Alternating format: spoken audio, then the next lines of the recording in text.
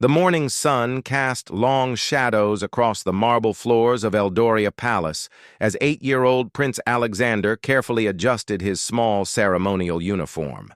The golden threads woven into the deep blue fabric caught the light streaming through the tall windows of his chambers. Today was different from any other day in his young life. Today, he would witness something that would change his understanding of what it truly meant to wear a crown.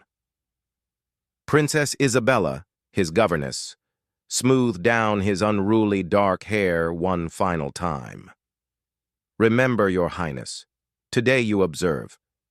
The ceremony is very important to our kingdom." Her voice carried the weight of tradition, but her eyes held a gentle warmth that Alexander had grown to love over the past 3 years. The young prince nodded solemnly, though his mind wandered to the strange events of the past week. Whispers had filled the palace corridors like autumn leaves blown by an invisible wind. The servants spoke in hushed tones when they thought no one was listening. Even the usually cheerful kitchen maids wore worried expressions as they went about their daily tasks. Alexander had tried to piece together the fragments of conversation he had overheard. Something about Captain Marcus Steele, the head of the Royal Guard, something about his family, something that made even the strongest soldiers in the kingdom speak with heavy hearts and downcast eyes. Captain Steele had served the royal family for 15 years.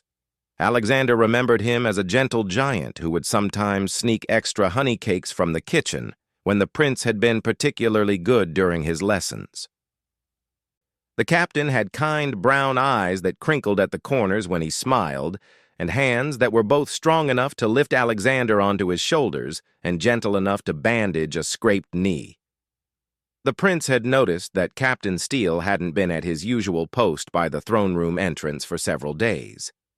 When Alexander asked Princess Isabella about it, she had simply said the captain was dealing with family matters.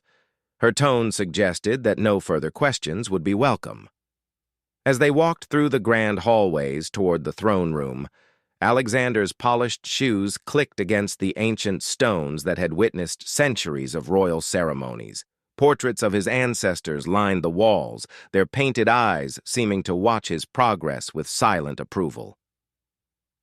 The weight of their legacy pressed down on his small shoulders, but today it felt different somehow.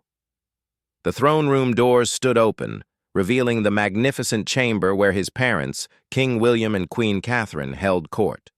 The room could easily hold 300 people, with its soaring ceiling decorated with intricate golden designs and crystal chandeliers that sparkled like captured starlight.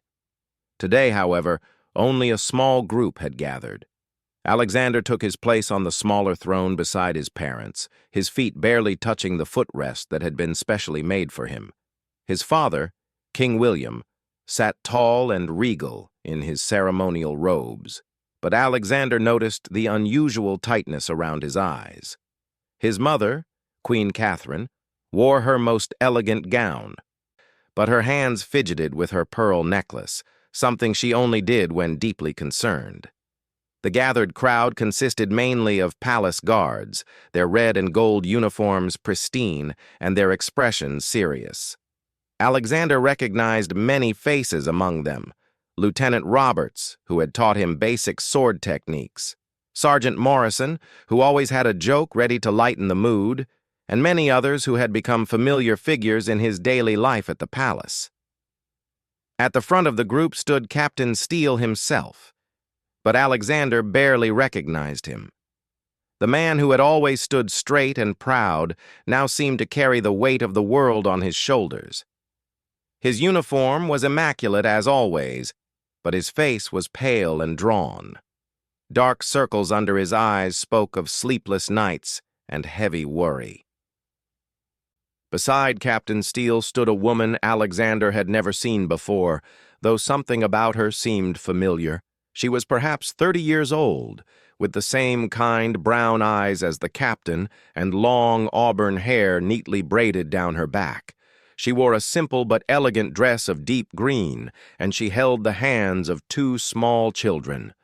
The little girl appeared to be about 6 years old, with golden curls that reminded Alexander of sunshine after rain. She pressed close to the woman's side, her wide blue eyes taking in the grandeur of the throne room with a mixture of wonder and uncertainty. The boy looked to be around 4, with the same dark hair as Captain Steele, and a serious expression that seemed too mature for his young face. Alexander's curiosity grew stronger as he observed the unusual gathering. This was clearly not a typical royal ceremony. There were no foreign ambassadors, no visiting dignitaries, no celebration preparations. Instead, there was an atmosphere of quiet solemnity that made the vast throne room feel small and intimate. King William cleared his throat, and the room fell into complete silence. Even the youngest child seemed to understand the importance of the moment. The king's voice, when he spoke, carried both the authority of his position and a warmth that came from genuine care for his subjects. "We gather today to honor service, sacrifice, and the bonds of family that make our kingdom strong," the king began. "Captain Marcus Steele has served our crown with unwavering loyalty for 15 years. His dedication to duty and his protection of this royal family have been exemplary in every way." Alexander listened carefully, still trying to understand why this ceremony felt so different from others he had witnessed. There was something in his father's tone, something in the way the guards stood at attention, something in the tears he glimpsed in the eyes of the woman beside Captain Steele. The young prince looked around the room once more, taking in every detail. The way the morning light streamed through the stained glass windows, casting colorful patterns on the stone floor. The way the guards stood perfectly still, yet somehow conveyed deep emotion through their posture. The way Captain Steele's jaw was set firm, though his eyes glistened with unshed tears. Something important was about to happen. Something that would require not just royal ceremony, but human compassion. And deep in his 8-year-old heart, Prince Alexander began to understand that being royal meant more than wearing crowns and living in palaces. It meant recognizing the moments when royal privilege could become royal service, when the power of a crown could be used to heal rather than simply to rule. The ceremony was about to begin, and with it, a lesson that would stay with the young prince for the rest of his life. As King William continued speaking, the pieces of the puzzle began forming a picture that made Alexander's chest tighten with emotion. Captain Steele's wife, Maria, had been battling a serious illness for many months. Despite the best medical care the royal physicians could provide, her condition had grown worse, and she had passed away just 1 week ago. Alexander felt his breath catch in his throat as understanding dawned. The woman standing beside Captain Steele was his sister-in-law, Elena, who had traveled from the neighboring province of Roseville to help care for the children. The little girl with golden curls was Emma, Captain Steele's daughter, and the serious-faced boy was Thomas, his son. They were orphaned now, left without their mother's loving care. "Captain Steele has requested permission to resign from his position," King William continued, his voice steady but filled with compassion. "He wishes to move to Roseville with his children, where his late wife's family can help him provide the care and stability they need during this difficult time." The silence in the throne room was profound. Alexander could hear his own heartbeat in his ears as he processed this information. Captain Steele, who had been like a favorite uncle to him, was leaving. The man who had always been there to ensure his safety, who had taught him the proper way to hold a sword, who had shared stories of brave knights and noble quests, would no longer be part of his daily life. But even more important than his own feelings was the sight of those 2 small children. Emma clutched a worn cloth doll against her chest, her lower lip trembling as she tried to be brave in the overwhelming grandeur of the throne room. Thomas stood perfectly straight, clearly trying to mirror his father's military bearing, but Alexander could see the uncertainty in the child's eyes. Queen Catherine leaned forward slightly, her voice gentle as silk. "Captain Steele, your service to our family has been beyond measure. We understand that your children must come first, and we respect your decision completely. You leave with our deepest gratitude and our continued friendship." Alexander watched as Captain Steele bowed deeply, his voice thick with emotion when he spoke. "Your Majesties, serving this royal family has been the greatest honor of my life. I am grateful for your understanding and for the kindness you have shown to my family during our darkest hour." The formal ceremony continued with the presentation of Captain Steele's final service medal, a beautiful silver medallion that recognized his years of faithful protection. As his father spoke the traditional words of honor and gratitude, Alexander found himself studying the children more closely. Emma had begun to cry quietly, overwhelmed by the formality and finality of the moment. She pressed her face against Aunt Elena's skirt, her small shoulders shaking with suppressed sobs. Thomas remained standing straight, but Alexander noticed how the boy's hands trembled at his sides. He was trying so hard to be grown up, to be strong for his sister and his father. The young prince felt something stirring in his chest, something that went beyond sympathy or sadness. It was a deep recognition of their pain, mixed with a powerful desire to help somehow. He thought about his own life, surrounded by comfort and security, with parents who tucked him in every night and servants who attended to his every need. These children had lost the most important person in their world, and now they were facing the uncertainty of a completely new life. As the official ceremony drew toward its close, Alexander noticed something else. Several of the palace guards had tears in their eyes. Lieutenant Roberts was struggling to maintain his composure. Sergeant Morrison had to clear his throat repeatedly. Even the usually stoic guard captains seemed affected by the emotional weight of the moment. Captain Steele had clearly been more than just their commanding officer. He had been a friend, a mentor, a man they respected and cared for deeply. His departure would leave a hole in their ranks that went far beyond his military duties. King William presented Captain Steele with an official letter of recommendation and a purse of gold coins to help with his transition to civilian life. The gesture was generous and practical, but Alexander could see that material support, while helpful, couldn't address the deeper loss this family was experiencing. The ceremony reached its formal conclusion, and the gathered guards began to file out of the throne room. Many stopped to shake Captain Steele's hand or offer brief words of farewell and support. The children remained close to their aunt, still overwhelmed by the formal proceedings and the reality of their situation. Alexander remained seated on his throne, but his mind was racing. He thought about the times Captain Steele had comforted him when he had nightmares after hearing scary stories. He remembered how the captain had patiently taught him to tie knots and had shown him how to identify different types of clouds. He recalled the gentle way the man had explained why sometimes grown-ups made difficult decisions, and how those decisions were usually made out of love. Now Captain Steele was making the most difficult decision of his life, choosing to leave a position he loved in order to give his children the family support they desperately needed. It was a sacrifice born of pure parental love, but Alexander could see how much it was costing him. The young prince looked at his own parents, seeing the genuine care and concern in their faces. He had grown up understanding that being royal meant having duties and responsibilities, but he had never fully grasped what those responsibilities might actually require. Today, he was beginning to see that true leadership meant caring for the people who served you, understanding their struggles, and finding ways to help that went beyond formal ceremonies and official recognition. As the last of the guards filed out, leaving only the royal family, Captain Steele, and his sister-in-law and children in the throne room, Alexander felt a clarity of purpose that was entirely new to him.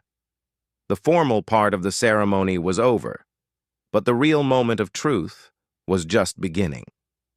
Emma had stopped crying but remained pressed against her aunt's side. Thomas had finally relaxed his rigid posture, but looked lost and small in the vast room. Captain Steele stood at attention, waiting to be dismissed, but his eyes lingered on his children with a mixture of love and worry that touched something deep in Alexander's young heart. The prince knew that in a few minutes this family would walk out of the palace and begin their journey to a new life. They would carry with them the king's blessing and appreciation, but they would also carry the weight of grief, uncertainty, and the challenge of starting over. And unless someone did something more, unless someone reached out with genuine human connection rather than just royal formality, they would leave feeling alone in their struggle. Alexander felt the weight of his small crown on his head, but for the first time, it didn't feel like a burden. Instead, it felt like an opportunity. He was 8 years old, but he was also a prince. And perhaps, in this moment, those two facts could combine to create something beautiful and healing. The young prince took a deep breath and prepared to stand up. What happened next would either be a small gesture that was quickly forgotten, or a moment that would be remembered for generations as an example of what it truly meant to serve others from a position of privilege and power. Alexander stood up from his throne, the sound of his small feet touching the marble floor echoing in the suddenly quiet chamber. His parents looked at him with surprise, as protocol dictated that he should remain seated until formally dismissed. But the young prince had something more important than protocol on his mind. Without a word, he walked down the steps from the royal platform and approached the Steele family. His heart pounded in his chest, but his steps were steady and purposeful. When he reached them, he stopped directly in front of little Emma, who looked up at him with wide, tear-filled eyes. "Emma," Alexander said softly, his voice carrying a gentleness that surprised everyone in the room. "I know you're sad about your mama. I know you have to go to a new place where everything will be different." The little girl nodded, fresh tears spilling down her cheeks. Thomas stepped closer to his sister, his protective instincts awakening despite his own grief. Captain Steele began to speak, perhaps to remind his children of proper royal protocol, but King William raised a gentle hand to indicate that the captain should let the moment unfold naturally. Alexander reached up and carefully removed the small golden circlet from his head. The crown was a miniature version of his father's, crafted specifically for him when he turned 7. It was his most precious possession, the symbol of his birthright and future responsibility. The diamonds and sapphires embedded in the gold caught the morning light and sparkled like tiny stars. "This is my crown," Alexander continued, holding it carefully in both hands. "My father gave it to me, and his father gave him his crown, and someday I'll give my crown to my children. It means that I'm supposed to take care of people and help them when they're hurting." Emma's crying had stopped completely. She stared at the beautiful crown with wonder, her cloth doll hanging forgotten at her side. Thomas, too, was transfixed, his serious young face filled with amazement at being so close to real royal treasure. "But you know what?" Alexander said, his voice growing stronger with conviction. "I think that taking care of people isn't about wearing crowns or living in palaces. I think it's about sharing what you have when someone needs it more than you do." Without hesitation, Alexander gently placed his crown on Emma's golden curls. It was far too large for her small head, but somehow it seemed perfect anyway. The little girl's eyes grew enormous as she felt the weight of the precious metal and gems.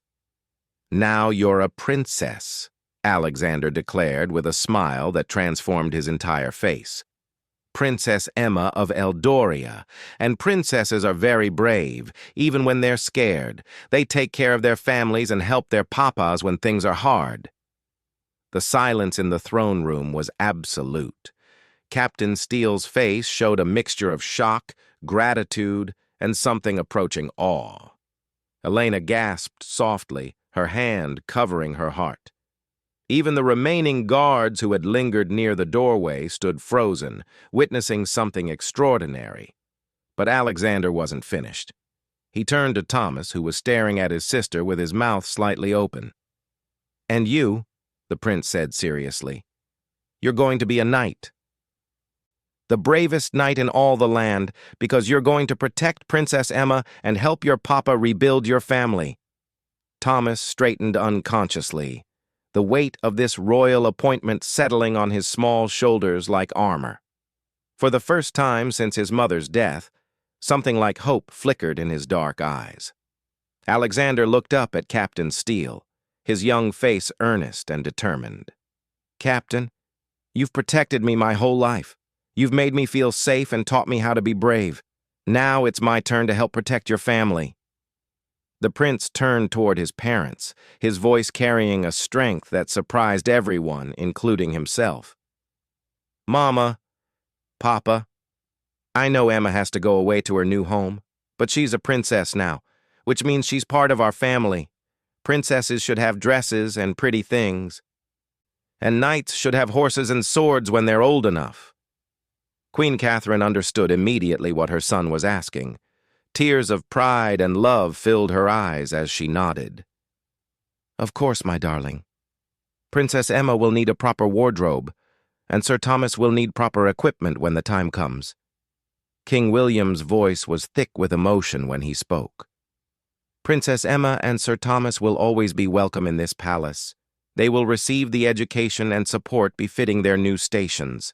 Captain Steele, your children will want for nothing, and they will always know that they have a family here who loves them." Alexander reached into his pocket and pulled out something else, a small carved wooden horse that had been his favorite toy when he was Thomas's age. He placed it gently in the boy's hands. "This is for you to remember that you're brave, even when you don't feel brave. My grandfather carved it for my father, and my father gave it to me. Now I'm giving it to you." Thomas clutched the wooden horse to his chest, and for the first time since entering the throne room, his composure cracked.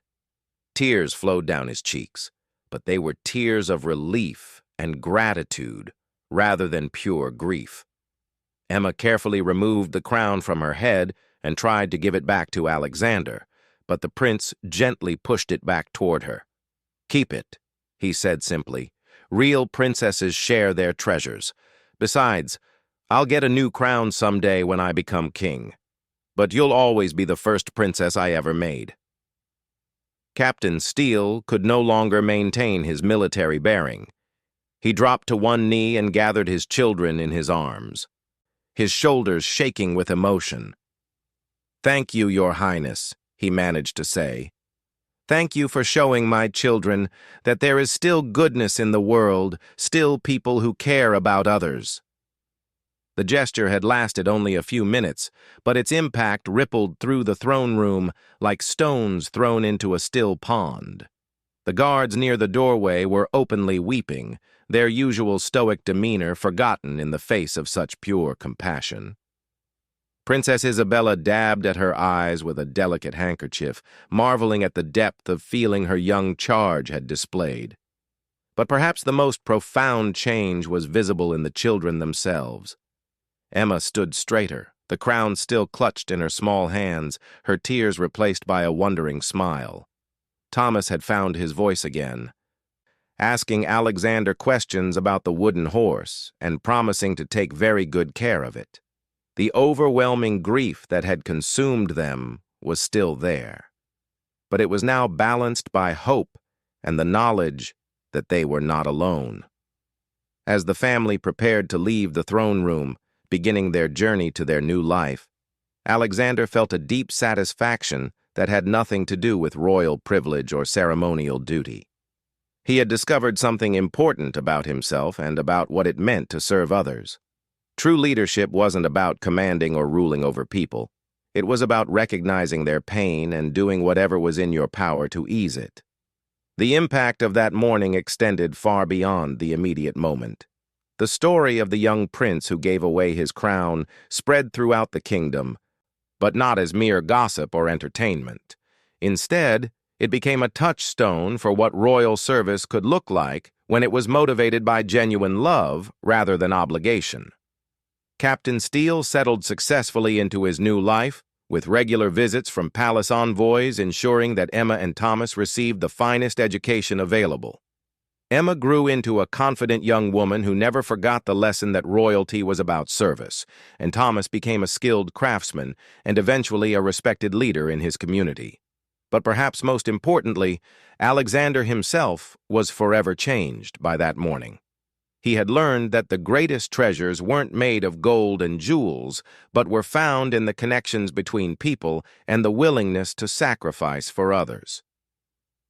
He had discovered that even an 8-year-old prince could make a difference in the world, not through grand gestures or royal proclamations, but through simple acts of human kindness. Years later, when Alexander ascended to the throne as King Alexander the Compassionate, his first royal decree established a fund to support the families of palace servants in times of need. He never forgot the lesson he had learned that day, that true nobility came not from the crowns we wear, but from the love we share and the burdens we help others carry. The golden circlet he had given to Emma was eventually returned to the palace and displayed in a place of honor, not as a piece of royal regalia, but as a reminder that the greatest moments in royal history often happen not during grand ceremonies or state occasions, but in quiet moments when power chooses to kneel in service to love. And in the years that followed, whenever young people asked King Alexander about the true meaning of leadership, he would tell them about a little girl with golden curls who taught him that sharing your crown was the surest way to multiply its power.